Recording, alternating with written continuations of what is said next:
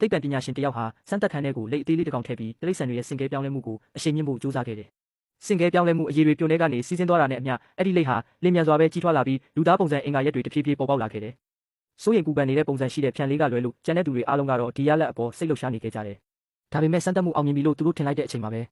အဲ့ဒီလိတ်ကရုတ်တရက်တောင်းကျမ်းလာပြီးမျိုးရိုးဗီဇဆိုင်ရာချိုးယွင်းချက်တွေကိုတိတိတတ်တာပြသလာခဲ့တယ်။ပြီးပြည့်စုံမှုကိုအလွန်မင်းယူသွတ်တဲ့သိပ္ပံပညာရှင်တယောက်အတွက်တော့ဒါဟာစိတ်ပျက်စရာကောင်းတဲ့ဆုံးရှုံးမှုတစ်ခုပါပဲ။သူကဘာမှတွေးမနေပဲအဲ့ဒီလိတ်ကိုချက်ချင်းဖျက်ဆီးပစ်ဖို့အမိန့်ပေးခဲ့တယ်။အဲ့ဒီအခိုက်အတန့်မှာဖြန်လေးကတကယ်တနာကိုသတိထားမိသွားပြီးသူ့ရဲ့တခင်စီချက်ချင်းသတင်းပို့ခဲ့တယ်။တကယ်တော့စင်ကဲပြောင်းလဲနေစဉ်အတွင်းမှာလက်ရဲ့ကျန်းတန်းတဲ့မျိုးရိုးဗီဇတွေကိုအကုန်စင်မစစ်ထုတ်နိုင်ခဲ့တာဖြစ်ပါတယ်။သိပ္ပံပညာရှင်ကစမ်းသပ်ကိရိယာတွေကိုပြန်လည်ပြင်ဆင်ခဲ့တယ်။ဖြန်လေးရဲ့အကြံဉာဏ်ကိုအခြေခံပြီးအချိန်ချင်းစူးစမ်းခဲ့ပြီးတဲ့နောက်မှာတော့သူတို့ဟာကြီးမားတဲ့အောင်မြင်မှုတစ်ခုကိုရရှိခဲ့ကြတယ်။မျိုးရိုးဗီဇပြုပြင်ထားတဲ့ဒီဖြန်လေးမှာဘာကြောင့်ဒီလောက်အထိထက်မြက်တဲ့အာရုံခံစားမှုရှိနေရလဲဆိုတာကိုသိပ္ပံပညာရှင်ကိုယ်တိုင်တော့နားမလည်နိုင်ခဲ့ဘူး။ဖြန်လေးရဲ့လမ်းညွှန်မှုကြောင့်စင်ကဲပြောင်းလဲလာတဲ့တတဝါတွေဟာစိတ်နေသဘောထားပါနူးညံ့သိမ်မွေ့လာခဲ့ကြတယ်။ဒါကသိပ္ပံပညာရှင်ကိုသူစိတ်ကူးယဉ်ထားတဲ့ပြည့်စုံတဲ့ကဘာတစ်ကြီးကိုတိစောက်ဖို့ယုံကြည်ချက်တွေပေးခဲ့ပါတယ်။ဖြန်လေးကသူကိုယ်တိုင်လည်းအဲ့ဒီကဘာတစ်ကိုနောက်ဆုံးမှတွားရတော့မယ်လို့ကြားတဲ့အခါအလွန်စိတ်လှုပ်ရှားသွားခဲ့တယ်။ဒါပေမဲ့ရုတ်တရက်သိပ္ပံပညာရှင်ကလောင်ပြောင်တဲ့အပြုံးတစ်ခုကိုပြသလာခဲ့တယ်။ဖြန်လေးလိုမျိုးစမ်းသပ်မှုကနေထွက်လာတဲ့တတဝါတစ်ကောင်ဟာအဲ့ဒီကဘာကိုဝင်ရောက်ဖို့အခွင့်အရေးမရှိပါဘူးတဲ့။ဒါပေမဲ့မင်းရဲ့ဉာဏ်ရည်ကိုတော့ငါဆက်ပြီးလေ့လာချင်သေးတယ်။မနှက်ကြရင်ခွဲစိတ်ပြီးအုံနောက်ထုတ်ဖို့ပြင်ဆင်ထားလိုက်အန်ရီယယ်ကိုရိပ်မိသွားတဲ့ဖြန်လေးဟာသူ့ရဲ့လှောင်အိမ်ထဲမှာတင်အစိပ်ပိုင်းတွေကို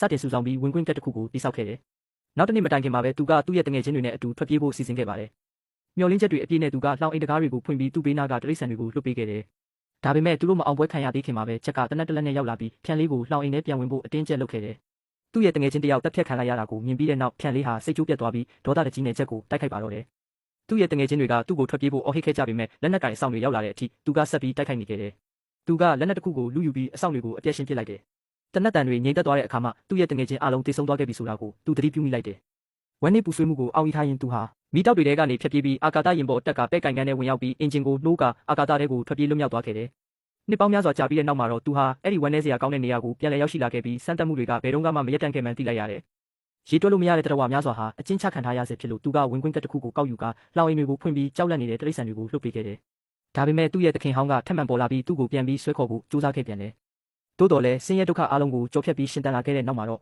သူဟာတယောက်တည်းအထီးကျန်မဟုတ်တော့ပါဘူး